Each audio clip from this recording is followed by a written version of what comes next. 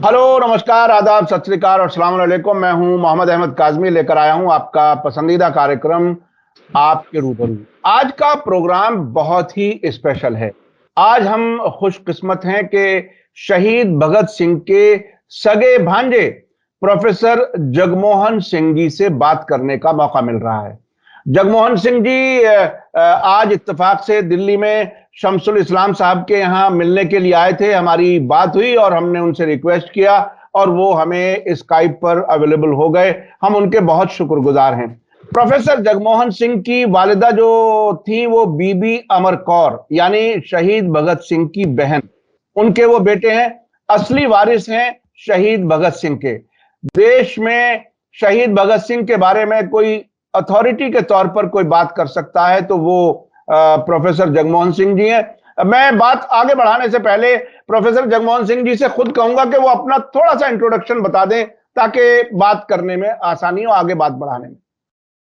बहुत बहुत धन्यवाद काजमी साहब और शुक्रिया आपके सब श्रोतों को मेरी आदाब, नमस्कार, सत श्री अकाल।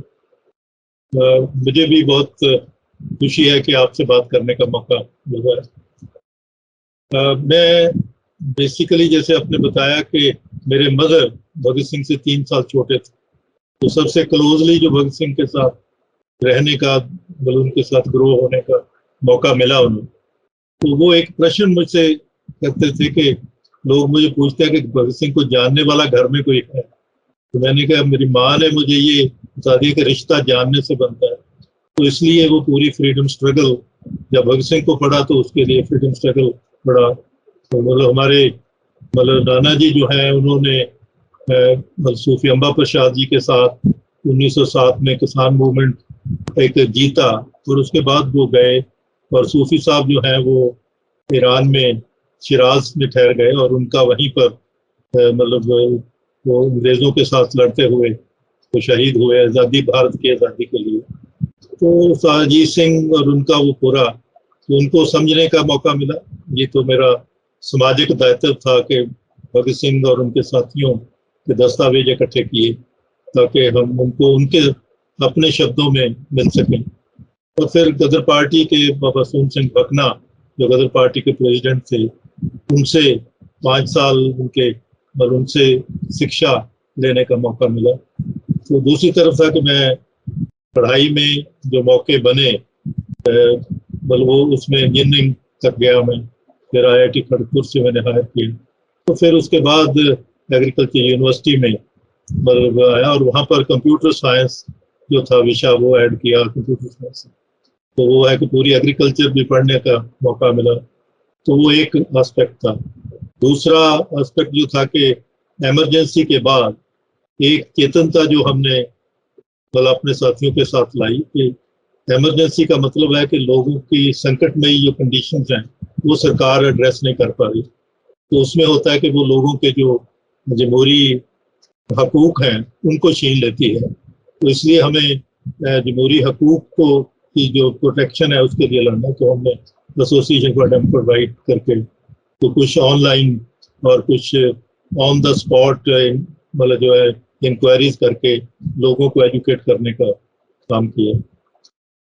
अभी जिम्मेवारी, क्योंकि अभी एजुकेशन पे सबसे बड़ा हमला हो रहा है, तो all India forum for right to education ने मुझे चेयरपर्सन की जिम्मेवारी दी हुई है। तो इसी तरह जो सोशल मूवमेंट्स हैं लोगों की, जैसे एक उनका है campaign for protection of nature and people, तो उसमें जितने लोग कुदरत के साथ हैं, आदिवासी समुदाय हैं, कुछ छोटी खेती वाले हैं, उनको तो वो कई एक एक्टिविटीज में एकेडमिक तौर पर तो पढ़ना ही पड़ा, लेकिन उसको आज के हालात को एड्रेस करने में भी किया। तो मैं आपसे ये पूछना चाहता हूँ, माफ कीजिएगा ज्यादा लंबी, मैं थोड़ा सा ये समझना चाह रहा हूँ कि देखिए आपने जिन हालात में अपनी, या जाहिर है मदर के साथ रहे, आप ग्रो अप हुए उस एक नजरिए के साथ जो मुल्क की आजादी के लिए कुर्बानी देने का रास्ता था, जो मुल्क की एकता के लिए कुर्बानियां देने का जो आपने बताया बैकग्राउंड, अपने नाना का भी बताया, फिर मामा हुए आपके शहीद भगत सिंह जी। तो इसके बाद जो ये हालात हुए जहां अब हम खड़े हैं, इसको और उसको आप किस तरह से कैसे जोड़ करके देखते हैं? ये आखिर क्या हो गया मुल्क के साथ कि ये इतनी तेजी से 75वें अमृत काल कहने के साथ साथ ये अमृत जहर के तौर पर लोगों को पीना पड़ रहा है। अमृत के साथ तो एक सोच जो विचार आता है वो मीठेपन का आता है, लेकिन ये कैसा अमृत है जो ये सरकार पिला रही है और कतई किसी को मीठा नहीं लग रहा है। आप इस तब्दीली को कैसे देख रहे हैं? देखिए, मैं ये सुनता हूँ कि मतलब हमें अगर भगत सिंह का जो पहला पीरियड है वो मतलब जलियांवाला बाग में वो 12 साल की उम्र में जाता है, लेकिन जलियांवाला बाग की एक खासियत थी कि उस वक्त लोगों में जात और धर्म से ऊपर उठ के एकता बनी थी, और उस एकता ने एक्चुअली मतलब ब्रिटिश एडमिनिस्ट्रेटर्स को पागल किया था। तो वो एकता जो है, उसके बाद मार्शल लॉ लगा और वो एकता को ब्रेक करने के लिए तो फिर गांधी जी ने उसका एक समाधान ढूंढा, लेकिन वो कामयाब नहीं हुए। तो जैसे ही उनको जेल में पकड़ के डाला गया तो बहुत बड़े दंगे हुए, जिसकी मैं समझता कि जो सबसे ज्यादा मतलब मोतीलाल नेहरू का एक पत्थर है कि ये हमारी कितनी सितम ज़रीफी है कि आज़ादी की लड़ाई में हमारे गांव में लोग धर्म के नाम पे नहीं लड़े थे, अब ये दंगे वहां तक पहुंच गए। तो भगत सिंह की जो पहली चेतनता है कि इतनी एकता के बाद ये बखराव कैसे आए, तो वो उन्होंने नौजवान भारत सभा 1924 में बनाने की सोची। क्योंकि मैं उनके अपने साथियों के साथ जो डायलॉग्स हैं वो पढ़ रहा था, वो कहते हैं कि भी हमने सीखा तो था रशिया से कि भी वर्कर और पीजेंट इकट्ठे होके तब्दीली ला सकते हैं। भगत सिंह कहते हैं नहीं, उसके पहले जो हमारी अपनी सामाजिक कमजोरियां हैं उसके खिलाफ नौजवान अपने आप को बरी करें। तो उन्होंने 5 नुकाती प्रोग्राम बनाया जिसको नौजवान भारत सभा, और वो बहुत फैली, और जो आज हमारे पास बहुत कुछ उनका विरासत अवेलेबल है वो नौजवान भारत सभा की वजह से ही है कि वो अगर जेल में बात करते हैं तो उनकी बात को फैलाने वाले उनके साथी जो कमिटेड है। और उसमें पहला ये था कि हमें नौजवानों को अपने आप को धर्म के जुनून से मुक्त करना है। धर्म का जो कोर है वो उसकी ह्यूमन वैल्यूज है, उसको रखे, लेकिन मतलब जुनून से जो सांप्रदायिकता है उससे बरी करना है। दूसरा था कि जात पात से हमें अपने आप को मुक्त करना है, और तीसरी बात जो थी कि जो लिंग भेद है कि लड़के लड़कियां जो है वो सभी तनदेही से उसमें हिस्सेदार हों। और चौथी बात जो उन्होंने कही कि नौजवानों को हर चीज को का कारण समझने के काबिल बनना चाहिए। तो ये साइंस एप्लीकेशन है कि अगर हम कारण समझते हैं तो हम उसका समाधान ढूंढ सकते हैं। और 5वीं बात जो उन्होंने कही कि अगर हम अंग्रेज राज को बदलना इसलिए चाहते हैं तो उसने बहुत बड़ी नाबराबरी पैदा कर दी। उनका एक अपना ही उसी में बाद में है कि हम जिस स्वराज की बात कर रहे हैं वो 98% लोगों के लिए है और 98% लोगों की हिस्सेदारी है।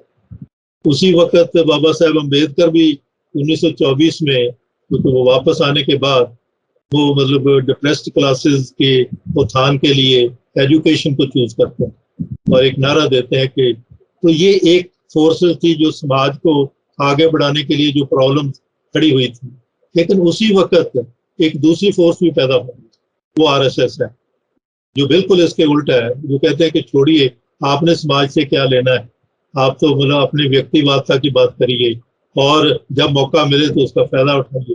तो ये दो फोर्सेस इकट्ठे, और भगत सिंह ने कहा था कि एक्चुअली जो हमारी प्रॉब्लम समाज में होती है कि जब सामाजिक तरक्की रुक जाती है तो फिर मतलब इस तरह का संकट आता है कि जो पिछाकड़ी ताकतें हैं, रिएक्शनरी फोर्सेस हैं, वो भारी होना शुरू हो जाती है, और उसका एक ही खतरा होता है कि वो बहुत नुकसान कर जाती है।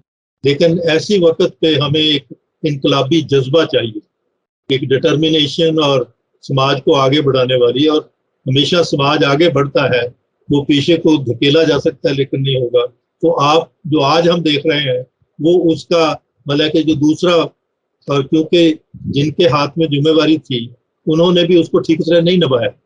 ये हमें मानना होगा कि संविधान में जो कुछ लिखा गया, जैसे है कि सरकार की ड्यूटीज क्या है वो डायरेक्टिव प्रिंसिपल्स में लिखा हुआ है, लेकिन वो नहीं हुआ, ना बराबरी बढ़ी और फिर उसमें फिर मैं वो किसानों के साथ जब बात करता हूँ, मैं कहता हूँ कि अगर खेती ठीक नहीं होगी तो फिर नदीम तो होगा ही ना, वीड्स ही पैदा होते हैं। तो ये हमारे समाज के वीड्स हैं जो अब भारू हो रहे हैं, ताकि अब लोगों की समस्याएं बढ़ रही हैं। तो उसका भी, और इसी पे भगत सिंह का एक और जो मुझे लग रहा है कि ज्यादा समझने को, कहते हैं कि मैं अपनी जिंदगी एक नारे पे लगा रहा हूँ। अगर ये मेरा नारा, संपूर्ण नारा लोग समझ जाए तो मेरी जिंदगी की मुझे कीमत मिल जाएगी। और वो नारा था, साम्राज्यवाद मुर्दाबाद, इनकलाब जिंदाबाद। कि ये दो शक्तियों की लड़ाई है। अगर हम चाहते हैं कि लोगों की जिंदगी में इनकलाब आए, तो जो साम्राज्यी शक्तियों की लूट है उसको नीचे करना पड़ेगा, डाउन विद इंपीरियलिज्म। और इंपीरियलिज्म को भी उन्होंने बहुत अच्छी तरह समझाया कि इंपीरियलिज्म है जब एक देश दूसरे देश को लूटता है, और लूट को कायम रखने के लिए वो ऐसे हालात पैदा करता है कि लोग आपस में झगड़ें और उनकी लूट की तरफ ध्यान ना जाए। तो वो आजकल मैं कहता हूँ कॉर्पोरेट उसका नया मैं उसी पर आने वाला था। जैसा कि आपने कहा कि उस वक्त ना बराबरी एक बहुत बड़ा मसला था अंग्रेजों के जमाने में, तो अब भी उस लेवल पर तो आ गए कि कुछ ही % लोगों के हाथ में देश की सबसे ज्यादा संपत्ति कुछ ही लोगों के हाथ में आ गए। उंगलियों पर गिने जाने की जरूरत नहीं, बल्कि उंगली पर, एक ही उंगली पर आ जाएंगे वो नाम, इतने कम लोग। और दूसरी तरफ सरकार ये भी बता रही है कि 80 करोड़ से ज्यादा लोगों को हम 5 किलो अनाज दे रहे हैं। तो सरकार ही खुद अपने आंकड़े बता रही है कि इतने लोग 5 किलो अनाज के लिए मजबूर हो चुके। तो अब ये जो मजबूर और इतने मजबूत लोगों के बीच की खाई है, तो वो साम्राज्यवाद का ही एक पहचान है जो हमें सामने नजर आ रही है अपने समाज में। तो अब इसको किस तरह से उसी नजरिए के साथ जो शहीद भगत सिंह का नजरिया था, जो गांधी जी का नजरिया था, वो किस तरह से देश वापस अपने ट्रैक पे आ सकता है, मेल मोहब्बत के साथ देश तरक्की कैसे कर सकता है? वो बहुत बढ़िया है, क्योंकि यही जो संकल्प भी था उनका कि समाज तरक्की कैसे करेगा। जैसे उसी में बहुत इंटरेस्टिंग है कि उसके पहले गदर पार्टी 9000 लोग, उसमें सभी धर्मों के लोग थे, और उन्होंने अपनी पहचान गांव रखी थी। कभी किसी ने अपनी जात और धर्म का पहचान नहीं रखी। तो उनके जो सबसे बड़े इनकलाबी नेता गिने जाते हैं, ब्रिटिश ने भी पहचाना, वो 19 साल के करतार सिंह सराभा थे। तो उनसे पूछा कि आप 8000 लोग इनकलाब करने के लिए भारत आए, वो रेवोल्यूशनरी वर्ड यूज कर रहा है, तो आप एक झंडा लेके आए 3 रंग का, तो ये 3 रंग किस चीज के क्या रिप्रेजेंट करते हैं? उन्होंने कहा कि ये 3 सामाजिक कदरें हैं जिनसे समाज आगे बढ़ता है, इक्वालिटी, लिबर्टी, फ्रीडम। तो वो संकल्प था। अब जो आप बात कर रहे हैं कि अब उसमें एक ही चीज है कि लोकतंत्र जो है वो लोगों को मजबूत करने से होता है। यही भगत सिंह 1924 में कर रहे हैं, बाबा साहब अम्बेडकर भी यही बात कर रहे हैं कि एजुकेट होके आप हो सकेंगे। और अभी जो एक हमला तो है, दूसरा ये भी है कि जो हमारे बच्चों को, जो जिनके पास साधन नहीं थे, उनको जो सहूलतें पैदा की गई, वो सब विड्रा की जा रही, डिफरेंट नाम पे स्कॉलरशिप बंद किए जा रहे हैं आप, और वो पूरा चलन बदल रहे हैं। तो इसी के एजुकेशन को आप एडमिनिस्ट्रेशन टूल के तौर पे इस्तेमाल कर रहे हैं, ना कि उसको एजुकेट करने। और अगर फ्रीडम मूवमेंट में भी देखें तो भगत सिंह और उनके साथी पैरेलल एक आज़ादी की मूवमेंट ने खुद अपनी एजुकेशन का किया। तो पहला पार्ट जो है वो तो है कि हमें अगर बच्चों को संभालना है तो we have to take care, हमें अपने ख्याल रखना होगा कि उनको हमने क्या शिक्षा देनी।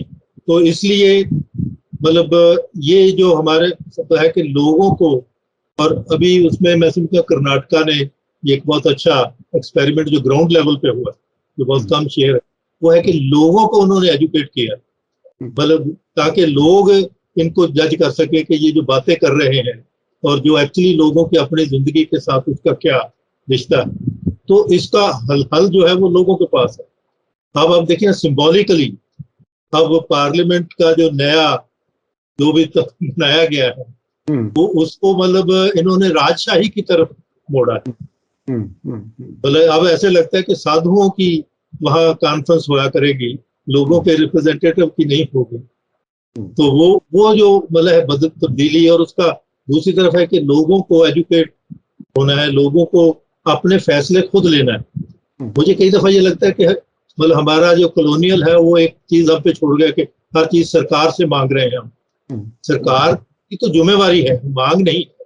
जो कभी शुरू में कहा गया था कि स्वराज कोई मांगने वाली चीज तो नहीं है, वो तो हमारा जन्म से अधिकार है। तो एक सिटीजन होने के नाते सरकार की अपने सिटीजन के प्रति जिम्मेवारी है।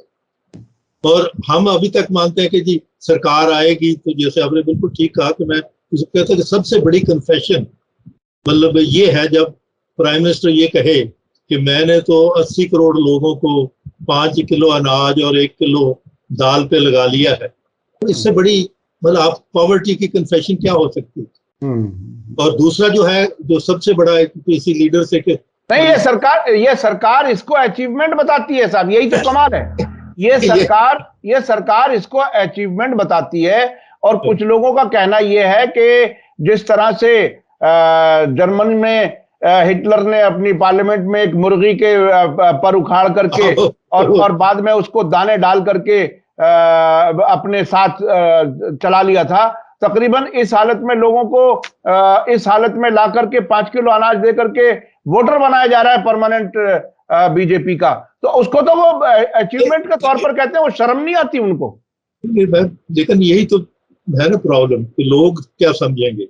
तो इसी तरह भगत सिंह ने अपनी डायरी में भी नोट किया था कि जो दान देता है वो किसी के भले के लिए नहीं देता, वो अपने भले लिए देता है कि मुझे स्वाब मिलेगा, मुझे इसका मैं पुण्य कर रहा हूँ, वो मदद नहीं करता। और ये एग्जैक्टली बात भी हो गई कि एक बहुत बड़े लीडर बीजेपी के भगत सिंह के प्रोग्राम में किसी ने दोनों को, हमें भी बुला लिया और उसमें बुला लिया। तो जब भगत सिंह पे वो इधर उधर की मारने लगे, वो तो मैंने ब्लफ कर दिया उनको। मैंने कहा आप जो बात वो कह रहे हैं वो तो कह नहीं रहे, आप अपनी बात कह रहे हैं उसके नाम पे। तो वो उनको लगा कि वो नहीं चलेगी उनकी, तो वो फिर अपने प्रोपेगेंडा मोड में आ गए। और उन्होंने पहला ही किया कि देखिए जी हमने तो महिलाओं को 9 करोड़ महिलाओं को सिलेंडर दे दिए, गैस सिलेंडर दे दिए। मैंने कहा मिस्टर ये आपकी बात मुझे प्रभावित नहीं करती, क्योंकि आपने 9 करोड़ ग्राहक दिए हैं मतलब गैस वाली कंपनी को। जी। लेकिन अगर आप कहते कि मैंने हर महिला को 9 करोड़ महिलाओं को 2000 रुपए कमाने के काबिल बना दिया है, तो आई वुड सल्यूट यू। ये नीति का फर्क है कि वो आपको काबिलियत नहीं देंगे, वो आपको निर्भरता देंगे। और निर्भरता जो है वो आदमी को, और जो लोग मतलब है कि मानसिक उत्पीड़न चाहे आप धर्म के नाम पे करें, जात के नाम पे करें, तो आपको, और भगत सिंह भी उस वक्त लिख रहे हैं, तो उनका एक बहुत अच्छा आर्टिकल है अछूत का प्रश्न, क्योंकि उस वक्त था कि किस तरह मतलब इस पॉपुलेशन को डील किया जाए। तो कहते हैं कि आप अपने आप में यकीन बनाइए कि आपके बुजुर्गों ने तो गुरु गोविंद सिंह की पूरी फौज आपकी थी, शिवाजी की फौज आपकी थी, तो आप वो यकीन गवा चुके हैं, इसलिए आप मतलब अभी प्रॉब्लम है आपकी। ये भी ठीक है कि आपके रिप्रेजेंटेटिव ही आपकी बात करेंगे, लेकिन क्या नौकरशाही के हाथों वो बच सकेंगे? तो वहां जाके वो अकेले आपकी बात करने के अब रह जाएंगे। ये प्रश्न उस वक्त भी हुए और आज भी जो लोगों को मतलब मैं कहता हूँ कि आज का एक ही हल है कि लोग अपने मतलब जो है खुद फैसला लेने के काबिल बने, मोहल्ले में भी हो, जहां भी आप हैं इकट्ठे होके अगर आप अपना फैसला लेते हैं तो वो मतलब है। और जो सरकार की मतलब ड्यूटी है वो हमें अपनी ड्यूटी बताते हैं कि जी आपके सिटीजन की ड्यूटी है। मैं कहता हूँ कि आपकी ड्यूटी है वो आपने नहीं की, इसलिए हम इस हालात में पहुंचे हैं।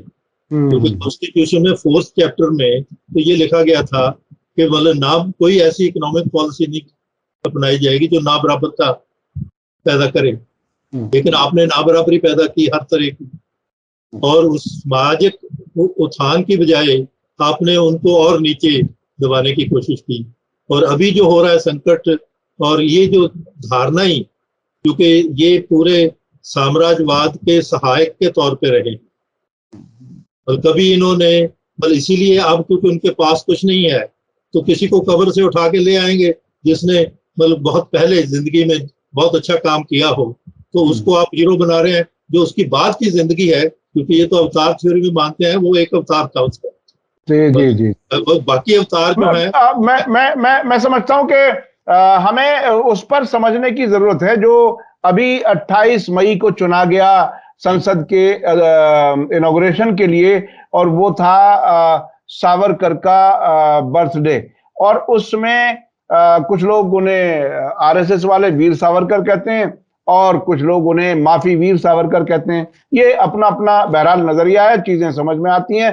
तारीख इस बात की गवाह है कि उन्होंने अंग्रेजों से कम 5 या 6 बार माफी मांगी और आखिर तक 60 रुपए उन्होंने उनसे वो भी लिया हर महीने। जी हाँ, जो वो उन्हें मिलता था। तो ये जासूसी भी करते थे, ऐसी भी खबरें हैं। अब उनको वो आजादी का संघर्ष करता और फ्रीडम फाइटर ये सब कह करके प्रधानमंत्री जी उनको याद कर रहे हैं जनता के सामने। और हालत यह है कि लोग इतनी तवज्जो से उनकी बात सुने कि कैमरे के फ्रेम में उनके अलावा कोई और ना आ जाए। राष्ट्रपति ना आए, उपराष्ट्रपति ना आए, जिन्हें उन्होंने खुद बनाया था, उनका खुद बीजेपी के नजदीकी होने की वजह से कोई नजर ना आए, और जो कुछ मैं कहूं वो लोग सुने, वो मन की बात के जरिए या किसी भी जरिए। तो अब ये जो गुणगान हो रहा है वीर सावरकर जैसे लोगों का, इतनी बार वो वीर सावरकर लिखा गया है, तो मुझे भी ये कहना पड़ा। सावरकर के को किस तरह से हीरो बनाया जा रहा है, आपने जो बचपन से अब तक सुनी होंगी कहानियां, उसको बिल्कुल पलटकर देखने की का एक तरह से मौका मिल रहा है, और इसको आप कैसे देख रहे हैं?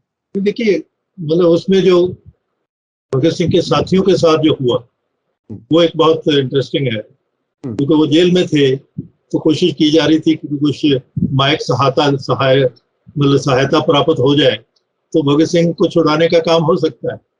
तो यशपाल जो उनके बहुत नजदीकी साथी थे वो वीर सावरकर के पास गए कि भी कुछ मदद करिए। तो उन्होंने बहुत एक पिस्टल निकाला और कहा कि ये पकड़ो तो जाके आप जिन्ना को मार दो। तो कहते आपने हमें मर्सनरी समझ रखा है, हम इनकलाबी हैं और हमें ये पता है कि जो आप करवाना चाहते हैं वो क्या मुल्क लाएगा। तो कहते मैं निराश होके आ गया। उसके बाद दुर्गा भाभी गए वहां पर, उनका बच्चा उनको सौंपा गया, उनको कहा कि जाओ जाके अंग्रेज गवर्नर पे गोली चलाओ। तो ये उनकी बहादुरी थी कि, लेकिन उसके बाद बच्चे को घर से निकाल दिया। तो मतलब कि आप मतलब एक ऐसी मानसिकता मतलब जो खुद कुछ करना नहीं चाहती, और उसमें जो सबसे मैं समझता हूँ कि एक फरमान जो है कि इनके अपने कि अमेरिकन काउंसलर वीर सावरकर को मिलने आया, ये 45 की बात है। तो उसने उनको कन्फ्रंट किया कि आपके मिस्टर मंजू जो है उन्होंने अभी एक आर्टिकल लिखा है कि हम अंग्रेज के साथ मिलके हिंदू ब्रिटिश एम्पायर बनाएंगे, तो आपने इस पे क्या कहना है।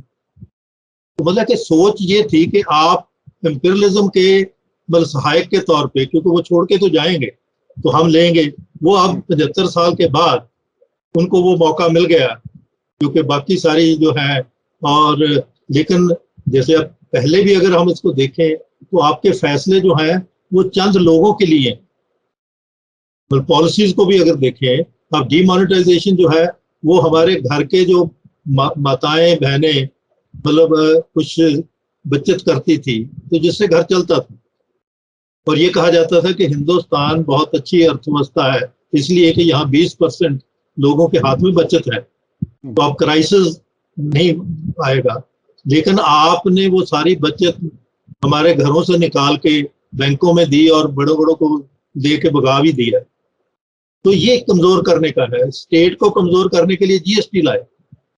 और ये शायद ये बड़ा इंटरेस्टिंग है कि पहले चुंगी हुआ करती थी जो सिटी की अपनी मतलब आमदन होती थी, तो वाजपेयी जी के समय पर वो चुंगी खत्म की गई ताकि शहर जो है वो स्टेट पे निर्भर हो जाए।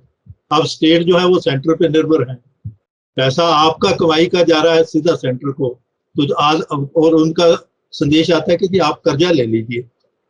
तो ये कर्जे से जो चलाने वाली पद्धति है और जो तरक्की दिखाई जा रही है एक्चुअली वो भी सारी कर्जे की है।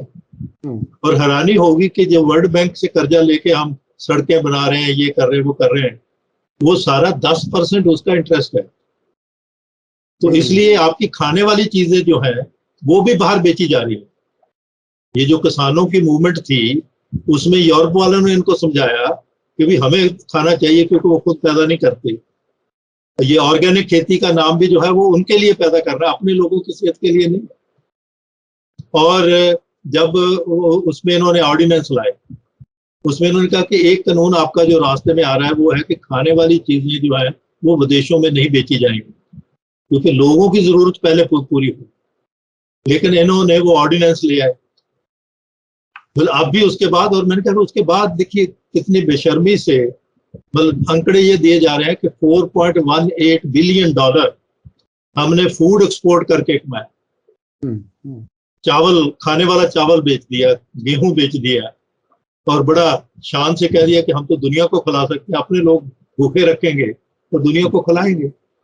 और अभी जो महंगाई है मतलब वो उसका एक कारण वो कि हमने खाने वाली, तो इसका मतलब कि आप लोगों को कमजोर करने के लिए मतलब ये नीतियां हैं। मतलब कहा जाए, और अब है कि पहले आप मतलब एक तरह का फैसला लेते हैं फिर वो भी विड्रा करना पड़ता है ताकि मतलब आप पूरा जो मतलब पूरे मतलब आर्थिक मतलब साधन है उन पे मतलब कब्जा हो, लोगों के पास ना हो। इसलिए मतलब ये जो क्राइसिस बिल्ट हो रहा इसमें लोगों को मतलब ये आप एक दूसरे से एकता बना के, और वो हमारा जो पुराना मतलब मैं समझता कि सूफी मतलब हमने तो क्योंकि घर में हमारे एक नानी जी जो थे वो कसूर से थे, साजीद सिंह के इनके चाचा जी की, जैसे तो वो बाबा बुल्ले शाह का पूरा सूफीवाद घर में लेके आए थे। भगत सिंह उस सूफीवाद में पढ़े कि उसमें ये है कि आप समाज के लिए सभी के लिए मतलब क्या करें। और वो हमारे नानी जी ने सब लड़कियां पढ़ा दी गांव की। मतलब ये जो मतलब आज हमें अब जो हमें चाहिए, जो लोगों को चाहिए, लोगों को खुद उसके लिए काम करना होगा। हम निर्भरता छोड़ें। जो आजादी में भी यही था कि जब हम स्वयंवर हुए कि अपने मतलब पढ़ाई अपना सारा, तो वो ही आज के युग में जैसे भगत सिंह कहते थे कि बराबरी भाईचारे के साथ ही आएगी। कोई ऐसी बराबरी नहीं है जो भाईचारे के बगैर आए, क्योंकि वो कुछ लोगों की बराबरी हो सकती है, जैसे अब अमीरों की बराबरी हो सकती है, लेकिन बाकियों की बराबरी तब होगी अगर भाईचारा होगा। तो उसी स्पिरिट को हमें जगाना, जैसे वो भगत सिंह कहते हैं, और उसको उस इनकलाबी जज्बे के साथ जगाना है कि समाज आगे को बढ़ता है, पीछे नहीं हटता। ये फोर्सेस आती हैं, नुकसान कर सकती हैं, लेकिन वो स्टेबल नहीं। तो ये समाज को आगे बढ़ाने के लिए बहरहाल ये एक चैलेंज तो है। जैसे कि आपने बताया कि देखिए हम कई किस्म के चैलेंजेस का सामना कर रहे हैं। समाज को तोड़ने की कोशिश की जा रही है, हिंदू, मुसलमान, दलित, ये वो सब, और सबको अलग अलग नुकसान पहुंचाया जा रहा है। ऐसा नहीं है कि हिंदुओं को इससे कोई फायदा हो रहा हो, सिवाय इसके कि कुछ सरफिरे किस्म के लोग शायद वो जो गोबर खाने और पेशाब पीने तक के लिए तैयार हो गए, वो कुछ खुश हो जाते हो, वो उनकी खुशी भी ज्यादा लंबी चलने वाली नहीं है। दूसरे, आर्थिक तौर पर जैसा कि आपने बताया और बहुत ही सटीक अंदाज में आपने बताया कि नोटबंदी और चुंगी खत का खत्म करना, इसके बारे में लोग बहुत कम बात करते हैं। शहरों की चुंगी खत्म कर देना, उन शहरों को सेंटर पर निर्भर कर देना, जीएसटी सारा टैक्स हमारे पास आ जाए और फिर हम स्टेट्स को दें या ना दें। बहुत से स्टेट्स हैं, नॉन बीजेपी सरकारें, वो मुसलसल इस बात की शिकायत कर रही हैं, वो नहीं मिल रहा। किसान का जो प्रोड्यूस है वो विदेशों में भेज करके कह रहे हैं कि हम पूरी दुनिया को खिला रहे हैं। तो ऐसे चैलेंजेस के बीच में से शहीद भगत सिंह का नजरिया इनकलाबी, जिस इनकलाबी नजरिए के लोगों को जेलों में डाला गया है, इस वक्त बहुत लोग सीएए, एनआरसी वाले इशू पर, किसानों वाले मामले में, किसानों वाले उसमें तो ये हुआ कि लोग शहीद हुए, उस जमाने में मरे, लेकिन उनके साथ शायद उतनी गिरफ्तारियां नहीं हुई। वो चूंकि सब इकट्ठे बैठे हुए थे और शायद उसके रिप्रकशन का भी सरकार को चिंता होगी। लेकिन इतने सारे चैलेंजेस के बाद ऐसे हालात में वो इनकलाबी नजरिया कैसे इंप्लीमेंट हो, जरा मुख्तसर जवाब दीजिए, हमारे पास वक्त कम है, आप थोड़ा सा कुछ बताइए। मैं समझता कि अब तो क्राइसिस ये आ गया है कि महिला जिन्होंने नेशन को संविधान मतलब सम्मान दिया, ये पेट्रियटिज्म कौम की बात करते हैं, उन्होंने जिन्होंने सम्मान दिया, उनके अपने सम्मान के लिए बल्कि उनकी मदद कोई नहीं कर रहा। तो ये, और उसमें जो इनकलाबी जज्बा है, मैं समझता हूँ वो ज्यादा इम्पोर्टेंट है। We must go with determination. मतलब जो उनका, मतलब जिसे भगत सिंह जज्बाती जज्बा कहते हैं, पैशन, रेवोल्यूशनरी पैशन, उसकी जरूरत है। और लोगों को आपस में, मैं तो कहता हूँ कि जब तिलकन बनती है, फिसलन हो, तो उसका बचाव हाथ पकड़ के ही होता है। हमें ऐसी फिसलन पे ला दिया गया है जहां लोग अपना हाथ ला के चलें। और ये जो जुनूनी लोग हैं, नौजवान जिनको ये जुनूनी करके दूसरों को नुकसान पहुंचा रहे हैं, उसको हम मतलब जिस करें। और साथ ही कि मतलब जो भी हमें, मतलब हमारे बुजुर्गों ने कहा है कि एजुकेशन जो है वो आपका पहला लिबरेटिंग फैक्टर है, जानना। और हमें आपस में अभी व्हाट्सएप से बाहर निकल के आपस में संवाद करना चाहिए, और वो संवाद ही हमें समझदारी भी देगा और इन हालातों से टकराने के लिए मतलब हौसला भी देगा। जी जी जी, बहुत बहुत शुक्रिया प्रोफेसर जगमोहन सिंह जी। देखिए, आपने दो चीजें बहुत ही अहम कही कि शिक्षा और संवाद, ये हमें इन मुसीबतों से निकाल सकता है। ये एक साथ साथ बहुत ही तकलीफदेह बात है कि इन्होंने इस 9 साल के अंदर शिक्षा में भी जो बदलाव लाने की कोशिश की, ताकि कोई पढ़ ही ना सके, ऐसे हालात बना दिए कि आप ग्रेजुएशन के लिए, मिसाल के तौर पर 10वीं तक आप किसी को फेल नहीं कर सकते, उसके बाद ग्रेजुएशन में आप एडमिशन लें और 1 साल में आपका दिल उब गया तो छोड़ के चले जाएं, आपको एक सर्टिफिकेट मिल जाएगा। आप कुछ ना करें, आपको सर्टिफिकेट मिलते रहेंगे। तो बच्चा कौन मेहनत करेगा, कौन पढ़ेगा? वो और उसमें भी मुल्क की तारीख को बदला जा रहा है। जिन लोगों ने मुल्क के लिए अच्छा किया, उन्हें बुरा बना करके पेश किया जा रहा है। तो एक अजीब क्राइसिस है हर तरफ से। वो शिक्षा और संवाद और जो इनकलाबी जज्बा है, जो आपने कहा, वो होना बहुत जरूरी है। और अपनी बात जरूर, आपस में बात जरूर करें, ताकि ये पता चले कि आम तौर पर जब कोई डिक्टेटर बनना शुरू होता है, तो मैंने बहुत से और मुल्कों का भी देखा है, मैं गया भी हूं कुछ मुल्कों में जहां डिक्टेटर हुकूमतें थी, आपस में बात करना बंद करा दिया जाता था। सभी को एक तरह से इंटेलिजेंस के गुर्गे बना करके माँ से, बाप से, बहन भाई, इन सब के बीच में भी एक दूसरे की खबरें पहुंचाने का इंतजाम कर दिया गया था।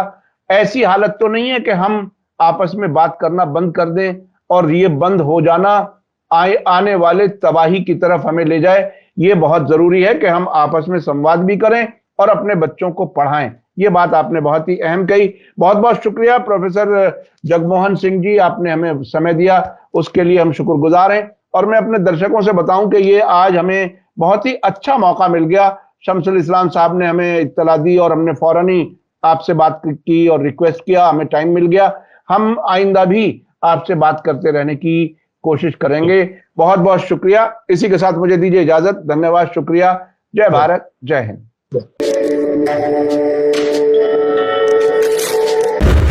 मीडिया स्टार वर्ल्ड के और वीडियो देखने के लिए हमारे चैनल को सब्सक्राइब करें और सीधे नोटिफिकेशन पाने के लिए बेल आइकन दबाएं। और अगर हमारी खबर सच्ची और अच्छी लगे तो अपने व्हाट्सएप, इंस्टाग्राम, फेसबुक और ट्विटर अकाउंट पर जरूर शेयर करें।